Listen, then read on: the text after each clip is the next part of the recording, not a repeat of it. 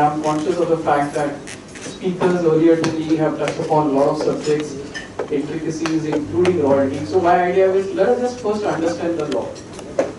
Because if you understand the law, then it is easier to understand any case law.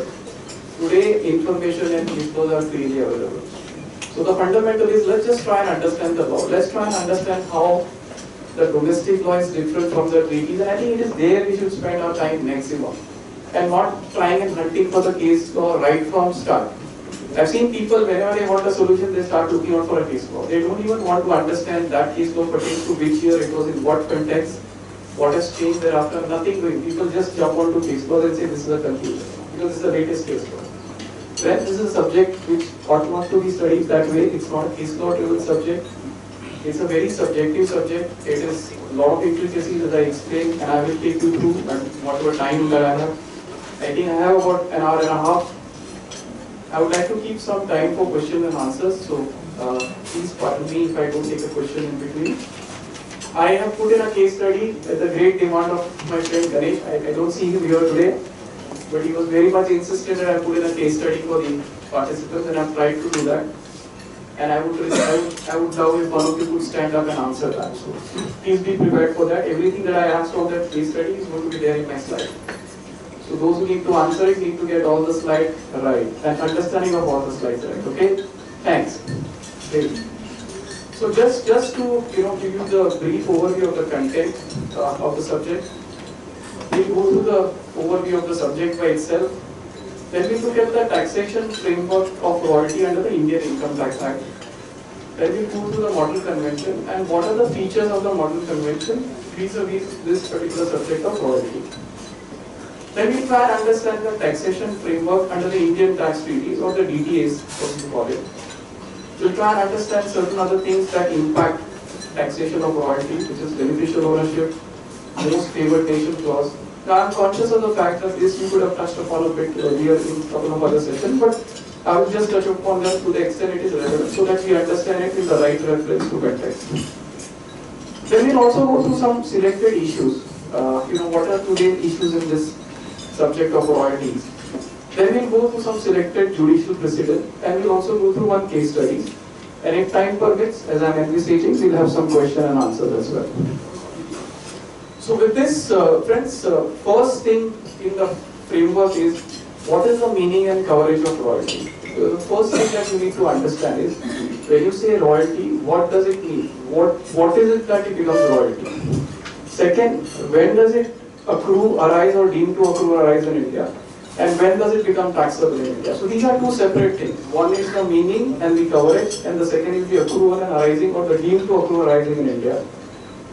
Then how it is going to be taxed? So it's going to be taxed in two manners. One is a gross basis of taxation. This generally happens when there is no permanent establishment, or when the income is not connected or attributable to the PE. When it is connected or attributable to the PE, it is taxed on net basis.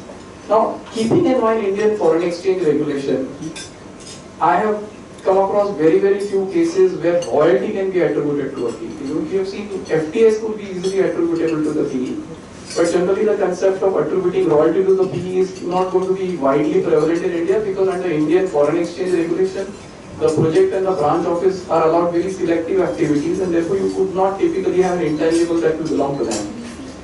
Now, why this subject of royalty is very relevant? Because there are a lot of compliance aspects surrounding this subject. For example, to get this beneficial rate, you need a permanent account number, you need a tax residency certificate. And friends, these sections have a far-reaching consequence. Even if a non-resident is making payment to another non-resident, he is obliged to be full taxed if the income is taxable in India. Now, this amendment happened under Section 195 post the Vodafone Supreme Court decision. Friends, again, there is a transfer pricing triggers if these transactions are with a related party. And then, if you have a royalty income, even on which fully tax has been withheld, you will be obliged to file a tax return, you will be obliged to file a transfer pricing report. If it is a related party transaction, you will have to undergo assessment and stuff like that. And the cases of grossing above TDS are most complicated, in the sense, what is the base rate, what is the 206AA crossing up, treaty rates crossing up and stuff like that. So it is not easy to understand what is the way forward in taxation of royalty as well as FTS. Let's just spend a minute on the Section 5, which is the base section of the Income Tax Act. It gives the right to India to tax income received or deemed to be received in India, or income accruing arising or deemed to accrue or arise in India. Now friends, this royalty FTS is covered by the second leg, which is incorporated in Section 9. And royalty FTS provisions were introduced with effect from 1st June 1976. The royalty is covered under Section 916 and FTS is covered under 917. And they are deemed to accrue or arise in India in three scenarios. First scenario is when the royalty is paid by the government. So if you have any contract with the government and the government pays any royalty to the non-resident, it is deemed to accrue or arise in India, though nothing of the non-resident may be in India.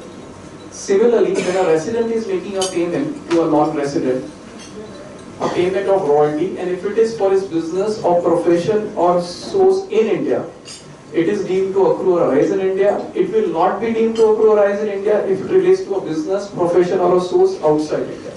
So 95% or 99% of the payment made by resident would relate to their business carried on in India, and therefore they would become taxable for the non-resident. Similarly, as I explained, when a non-resident is making payment to another non-resident, if that payment relates to his business, presence or a source in India, then it will be deemed to accrue or arise in India. So in all these three cases, there is a deeming fiction of the income